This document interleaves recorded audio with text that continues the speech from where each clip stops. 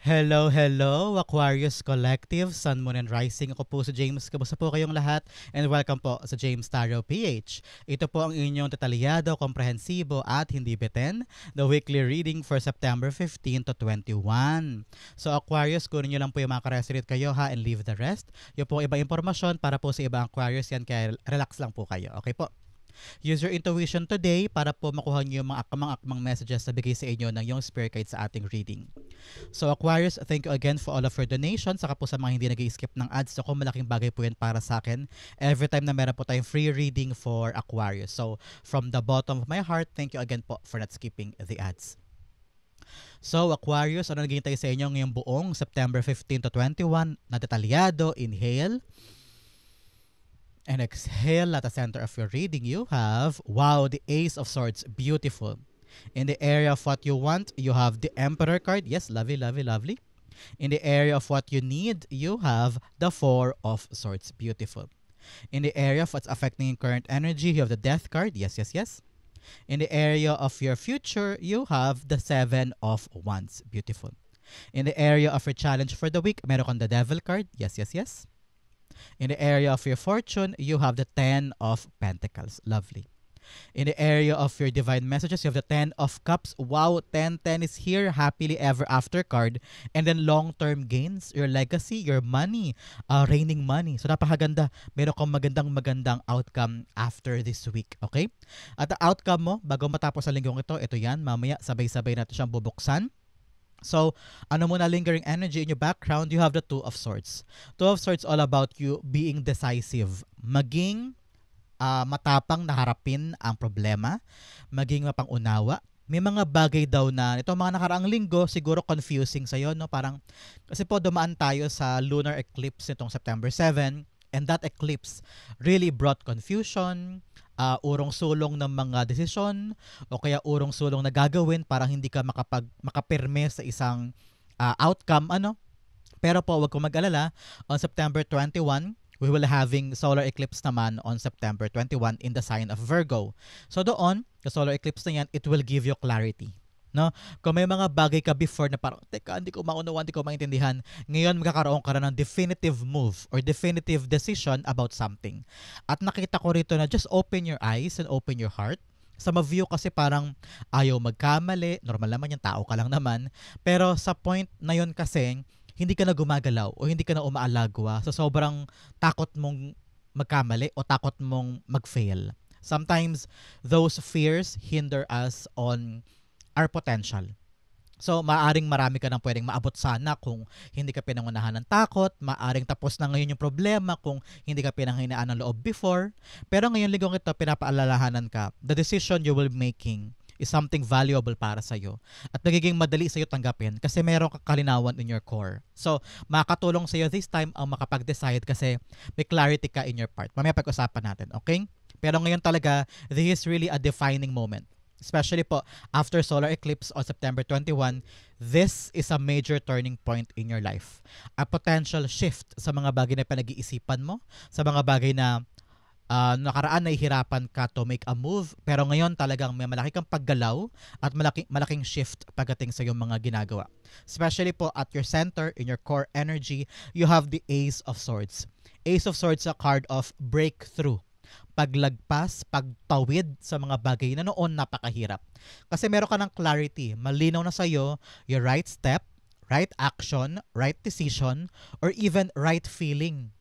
Dati litong-lito ka pero ngayon, ay, alam ko na gagawin ko. Malinaw na sa puso't isip ko yung gagawin ko. Kaya makakapag-decide ka na. So magiging correlated ito. Magiging hawaan kumbaga para magkakaroon ng domino effect. Dahil malinaw na sa'yo, madali na mag-decide. At may kita mo na yung tamang hakbang o tamang landas moving forward. Yung simbolo ng buwan dito, it's all about secrets Mga bagay na nakatago sa'yo, mga bagay na hindi mo naiintindihan, mga unclear and uncertainties, di ba? So ngayon, lilinaw na yan with the presence of Ace of Swords here. Madali mo nang mahihiwa, di ba espada yan, mahihiwa mo na yung mga bagay na gumugulo sa'yo, yung mga bagay na hindi importante, Yung mga bagay na ilusyon, dati marami kang ilusyon eh.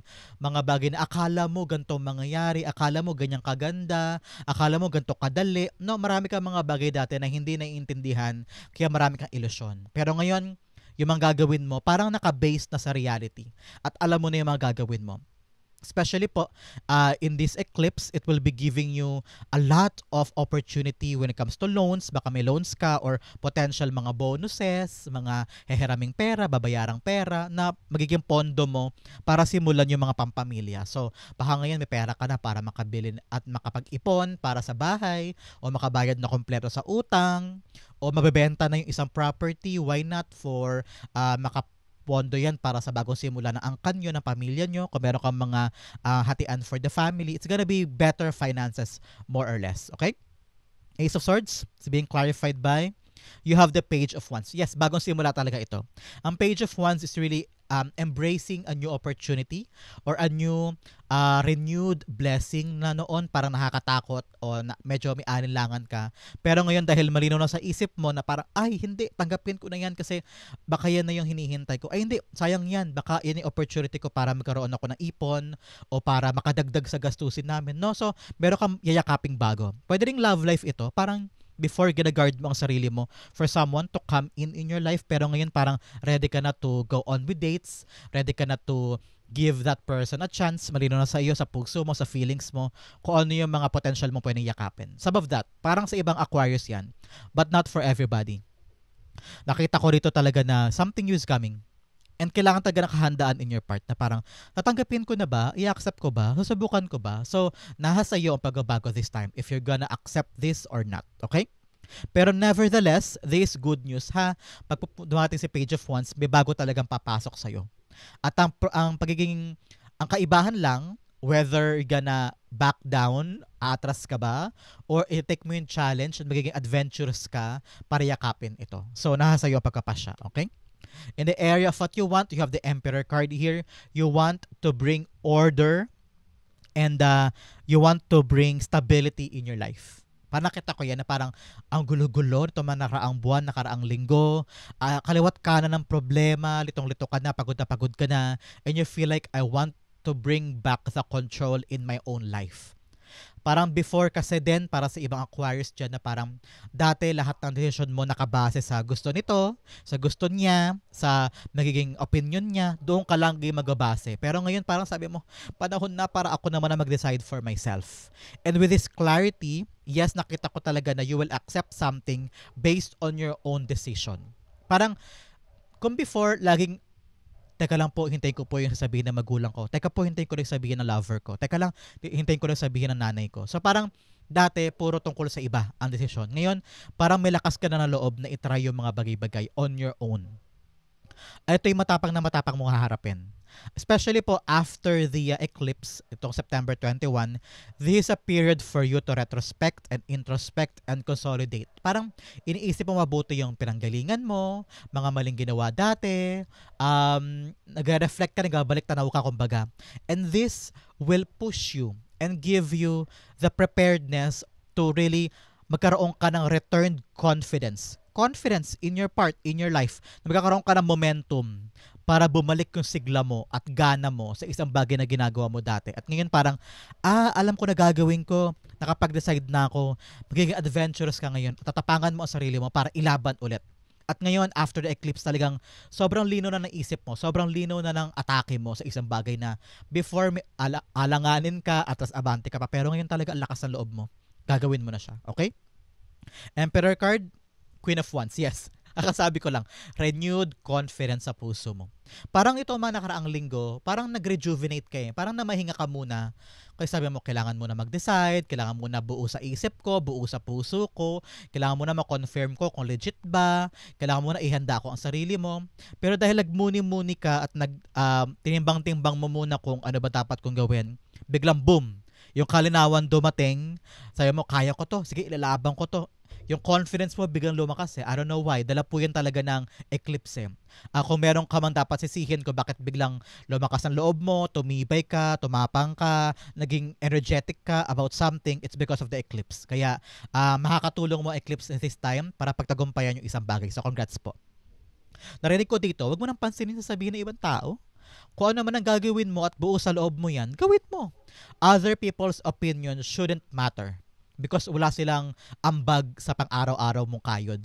Wala silang ambag sa araw-araw mong bills, 'di ba? So dapat yung opinion nila, tawanan ka man, husgahan ka man, dapat hindi yun makaapekto sa gagawin mo. Be confident. Take pride in what you're doing and believe in yourself. Kung meron kang self-esteem, kaya mo kahit ano. At meron ka pang tapang dito, di sure ball ang win mo dyan. Okay? Winning combo ka dyan. Okay? In the area of your what you need, you have the Four of Swords. Paalala sa iyo ng spirits mo, prioritize your rest and restore your energy. Kasi nagiging palaban ka talaga.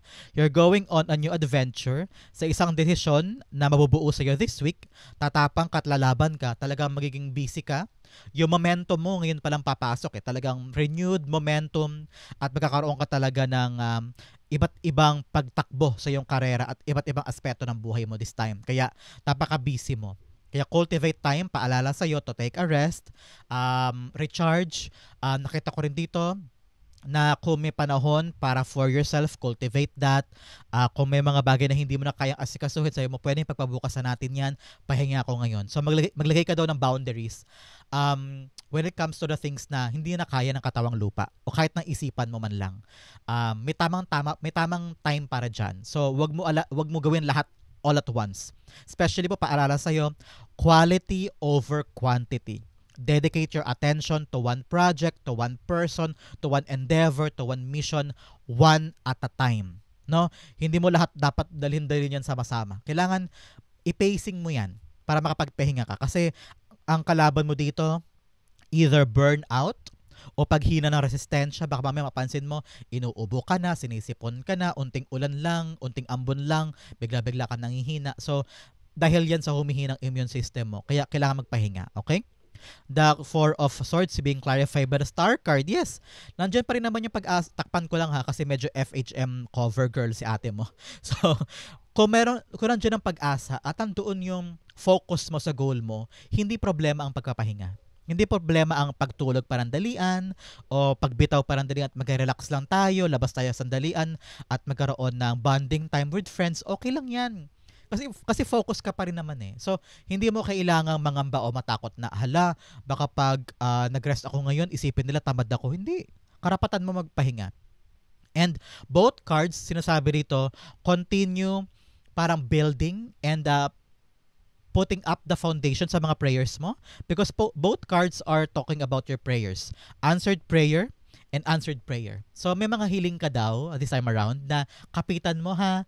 May mga dasal ka may mga wini-wish ka kay God At sinasabi ng dalawang cards na ipagpasa Diyos mo na. Huwag mo na laging balik-balikan at huwag mong pagudahan. Halimbawa may prayer ka na sana po Lord makuha ko to. Tapos may doubt pa sa isip mo, may takot ka pa na baka hindi mangyari. If you truly believe in God, lalabas sa bintana lahat ng worry mo at alinlangan mo. Ipagpasa Diyos mo na, itaas mo sa Kanya and rest na. I-rest mo na yun and let God cook. Hayaan mo siyang i-cook yung iyong mga blessing in your favor. It will come to you in divine timing. Okay? Believe in that. And nakita ko rito with the Star card, yes, napapakinggan ng dasal mo, naririnig yung mga healing mo. Kaya don't worry, okay? In the area of what's affecting your current energy, you have the Death card here. Yes, transformation is coming. Sabi ko nga sa inyo, meron kang turning point sa buhay mo this time, dulot yan ng solar eclipse. Meron kang mga implement na pagbabago sa buhay mo. Halimbawa, na-realize mo sa trabaho, kaya ka palaging pagod na pagod kasi tanggap ka ng mga trabahong hindi para sa'yo. Biglang nalinawan ka, oo nga no, trabaho niya yan, bakit niya pinapasa sa akin? So ikaw, meron ka nang i-implement na transformation na, okay, simula ngayon, hindi ko natatanggapin yung pinapasa niya sa akin. Kanya yan, trabaho niya yan, siya mag-asikaso. Sa pamilya, halimbawa, bigay ka ng bigay ng panggastos, na-realize mo, ay, teka, dapat pala binabantayan ko yung gastos namin, dapat pala nilalaan ko na lang sa mas maganda pang bagay. So, meron kang ini-implement na changes when it comes to your money. Kung sa kwarto mo man yan, na-realize mo, ay teka, ang dami ko ng damit na naipon lang sa cabinet, ipasok ko na sa kapatid, pasok ko na sa pinsan, i-donate ko kaya. So, para lumiwanag yung bahay ko, hindi puro parang closet to ng mall, parang ganyan. So, ngayon, nag-i-implement ka ng changes that will give you breakthrough at para luminaw ang isip mo sa mga bagay na importante. So, ngayon, nakita ko talaga yung willingness in your part to change. Malakas na ang loob mo, may confidence ka na to impose the changes na gusto mo maganap. Pwedeng sa love life din, parang na-realize mo, teka, parang mali yung ugnayan namin, parang ako lang lagi yung kumikilos, siya hindi. So parang meron ka mga changes, sabi mo, tama na, tuldukan na to, baguhin na to, para pumasok na yung mga bagong kalinawan in your life. At ma-embrace mo na yung new beginning coming in. New blessing din. Okay? Death card, nakita ko rin ito pagbabago ng mindset eh. Kung dati naniniwala ka sa gantong bagay, ngayon binabago mo na. Kaya sabi mo, mali pala yung paniniwala kong yun. At yung enlightenment na yan ang magdudulot sa'yo ng bagong pagpasok ng mga bagong bagay. Okay? Death card, you have a Two of Swords. Dalawang beses lumabas si Two of Swords, all about you talagang deciding. It's a week for you to make a decision. Drastic decision. Narito mga nakaraang linggo, nakaraang buwan, ina-avoid mo, iniiwasan mo. At sabi dito, magbabago lang ang buhay mo kung talaga mag-decide ka na. Parang narinig ko, hindi mo na to kayang takasan pa. Aquarius. You need to sit down, talk about this. Kung kailangan talaga na harapin na yung mapanakit na katotohanan about something, harapin na daw. Para all in all magbago na. Kasi hanggat paulit-ulit yan at pare-pareho nyo hindi hinaharap, paulit-ulit yung outcome dyan at paulit-ulit na babalik yung problema. So ngayon, with to here, sinasabi nito alignment. Dapat to aligned ka sa higher self mo. Ibig sabihin, ramdam mo na eh. May intuition ka na eh. Na dapat na aksyonan, dapat na baguhin, pero di mo pinapakinggan. Kaya ngayon parang sumasampal ulit sa mukha mo na pabalik-balik din yung outcome, pabalik-balik din yung problema. Kaya aksyonan na, harapin na, upuan na, and make a concrete decision about that. Okay? In your area of your near future, you have the Seven of Wands. In the near future, you are advised to defend your position, to defend your ginagalawang mundo. Because some people are not happy na meron kanyan. No? Nakita ko rito na may mga desisyon ka, may mga idea ka, may mga pagkapasya ka na hindi pabor ang ibang tao. Pero nakita ko dito, ikaw, decided ka na ito ang gusto mo. Kaya nakita ko rito na defend yourself. Defend your position, defend your post. Stand your ground. Normal yan. Marami mga tao sa paligid natin na hindi masaya sa mga gusto natin o hindi pabor sa mga hakbang natin. Pero ang importante kasi ikaw eh. Ikaw ang importante. Masaya ka ba? Napipilitan ka lang ba dyan? Kasi kung buo naman ang loob mo dyan na yan ang gusto mo, edi ilaban mo. Patunayan mo sa kanila na tama yung desisyon mo. Pero at this point, huwag kang mabubulagan sa pressure nila o sa sinasabi nila. Kailangan talaga ikaw mismo, ang ugat ay ikaw. Gusto mo ba? Sure ka na ba dyan? Yan ba talaga ang papanindigan mo? Kung ang lahat ng sagot mo ay yes, then hindi mag-matter sa'yo ang sasabihin ng ibang tao. Nakita ko rin dito na panahon na para barikadahan mo ang buhay mo laban sa mga tao na nag-i-invade ng iyong privacy o lagi nangingailam. Alam mo yan, yung lagi may opinion, lagi siya may sinasabi, kung naman nasisira ang mood mo, o nawawalan ka ng gana, nawawalan ka ng kumpiyansa sa bawat opinion nila. Panahon na para sabihin mo, okay, stop na kayo, hanggang dyan lang kayo. Learn to defend yourself and put na the boundaries. Sometimes kasi, wala kang boundaries against other people. Hinahayaan mo lang magbigay ng opinion, hinahayaan mo lang kayang-kayanan ka, o labas-pasok sa bahay mo, sa kwarto mo, baka pinsan mo yan na, o kapatid mo na, pagpasok mo sa kwarto mo, gulo-gulo gamit mo. Yung pala, hiniram damit mo, hiniram yung curling iron mo, hiniram sapatos mo na walang paalam, no? Parang panahon na to na i-impose mo yung right mo about something. Because pag hindi mo in-impose yan, paulit-ulit yan, okay? The Seven of Wands is Judgment card. Yes, pagagising sa katotohanan. Meron ka mga bagay na kailangan awakened ka na, gising ka na. Alam mo na yung mali sa tama, alam mo na yung mga bagay na pinapalagpas mo lang dati, pero ngayon sabi mo, time na to draw the line, time na to really put boundaries. And with this call for action, nakita ko rito, ito yung tamang direksyon. No? Hindi naman darating sa isip mo at sa puso mo yan nang wala lang. May dahilan yan, may meaning yan. So parang ito talaga yung tamang direksyon. Kaya sabi ko nga sa inyo, to higher self eh, higher calling eh. Meron ka mga bagay na pinapagawa sa iyo ang higher self mo sa langit na pinapagawa niya sa iyo sa lupa, pero nire-resist mo. Parang nilalabanan mo, kinokontrol mo. Pero once magising ka sa katotohanan na parang, ay oo nga no, tama nga yung higher self ko, na-realize mo, mali pala tong kasama mong to, niloloko ka lang pala. So, ano dapat mo gawin? Magising ka sa katotohanan at aksyonan mo.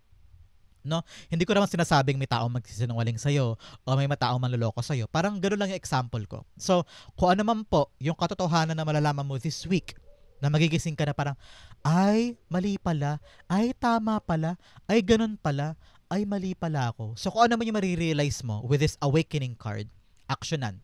And then kung ano man yung action mong yan, defend it, panindigan, at i-impose sa buhay mo. Okay?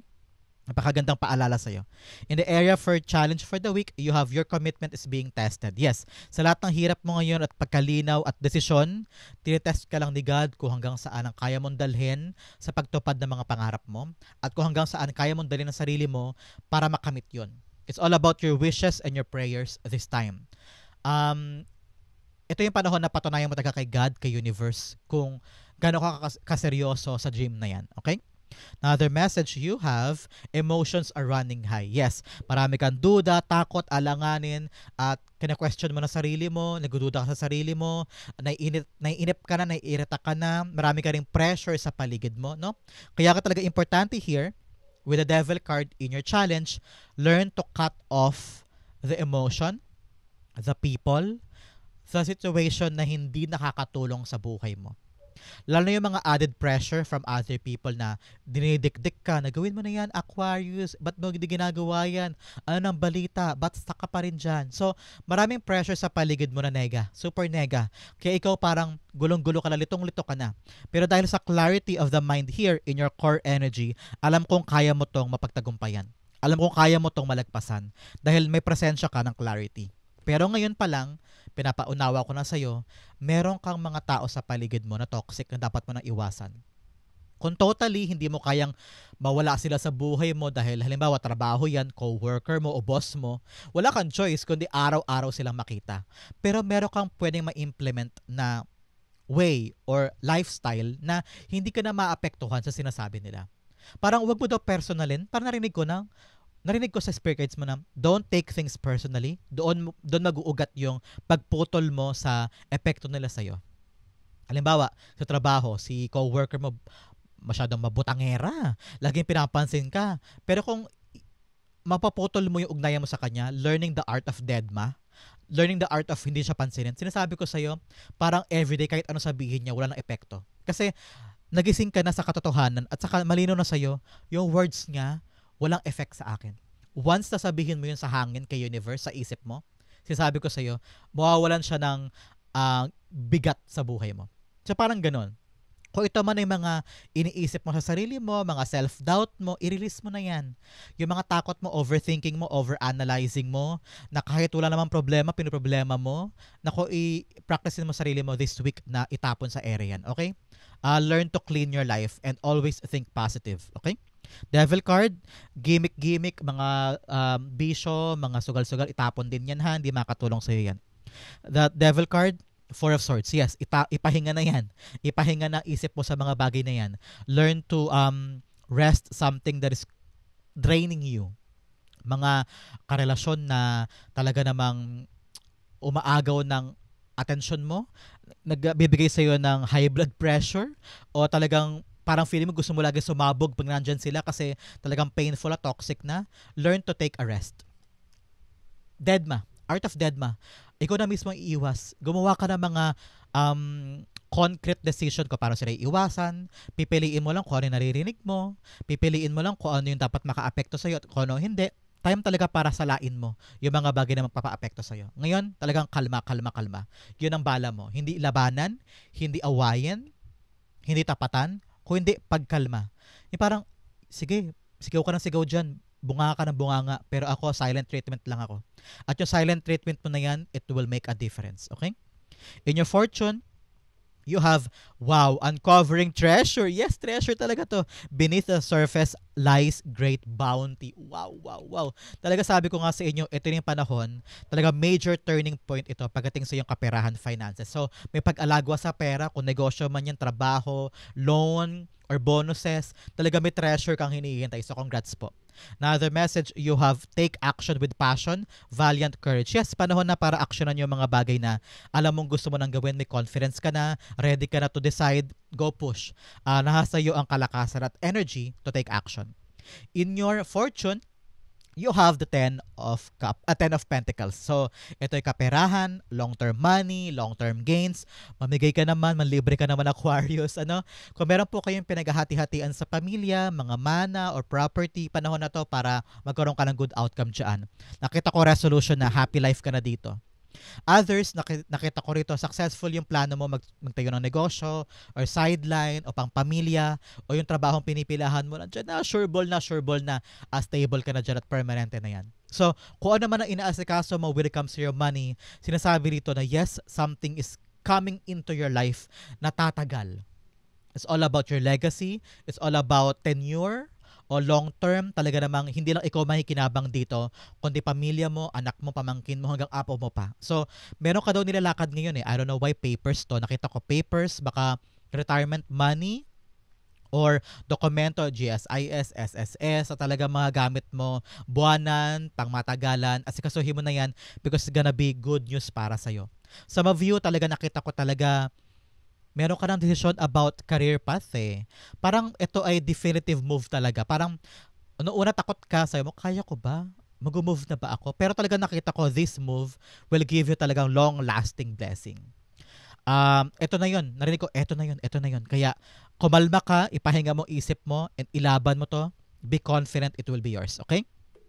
Ten of Pentacles being clarified by the Two of Wands. Yes, getting out of your comfort zone. Tamang-tama ngayon, narinig ko kanina na parang noon natakot ka mag-decide kasi mo, kaya ko ba?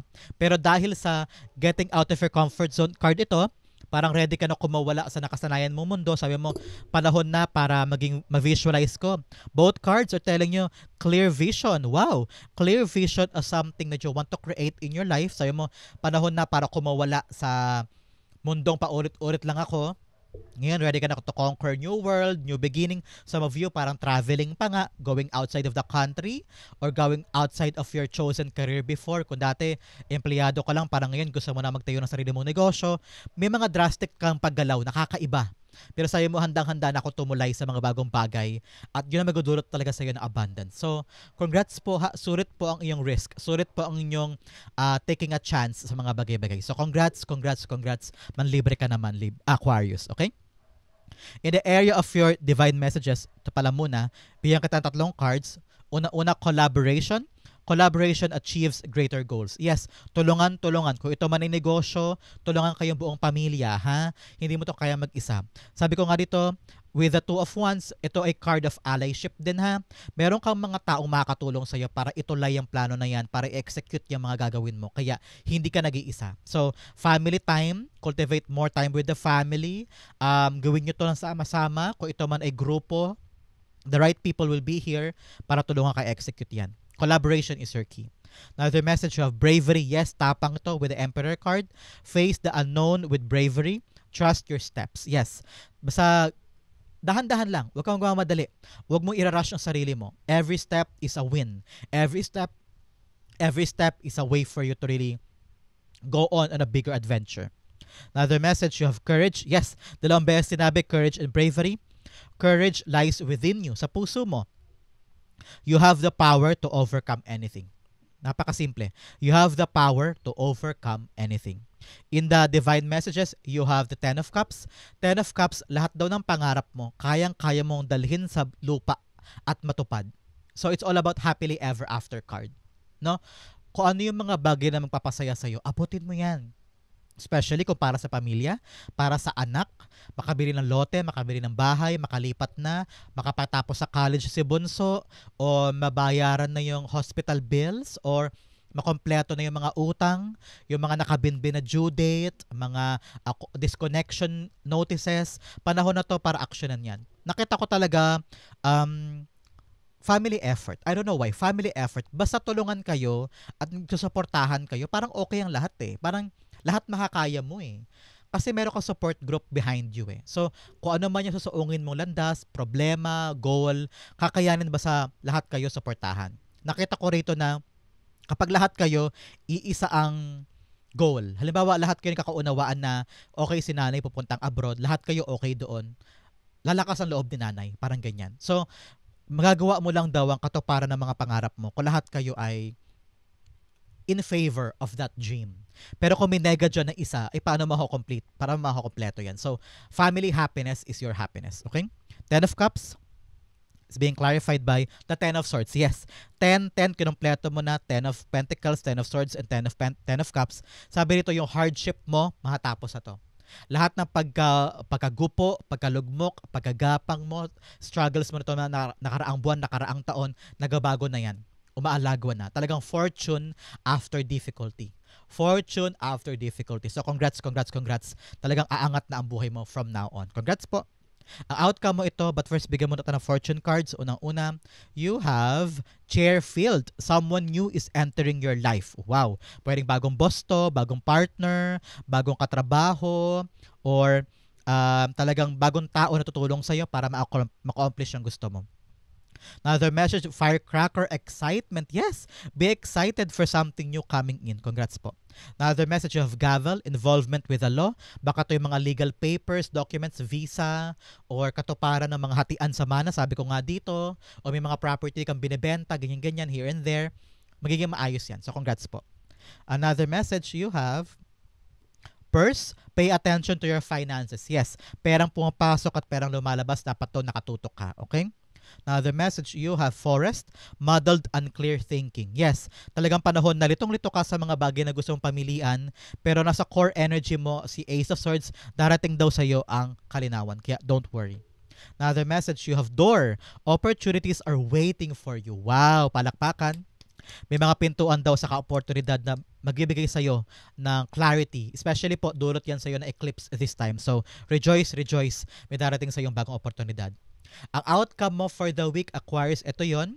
1, 2, 3, you have, wow, Tower card. Yes! Changes are coming, major turning point and potential shift to your finances, to your life is coming. Talagang nagbabago na yung direksyon ng buhay mo.